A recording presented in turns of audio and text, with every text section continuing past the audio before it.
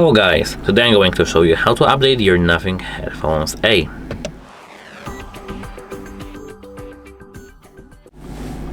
So, as you can see here, we've got our application. That application is called Nothing X, and we need to tap here this update available.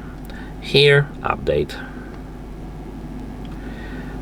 That's that easy. We need to just here tap update, and here update requirements.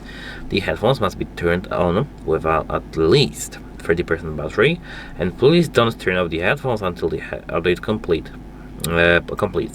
Please do not make or receive calls. And now we can just wait.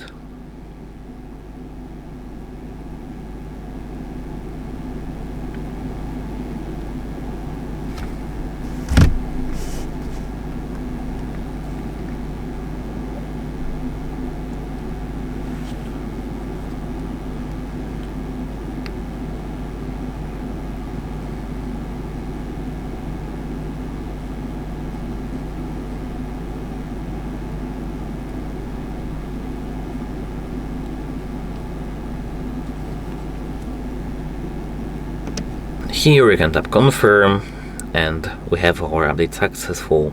So that's it. Have a nice day and goodbye.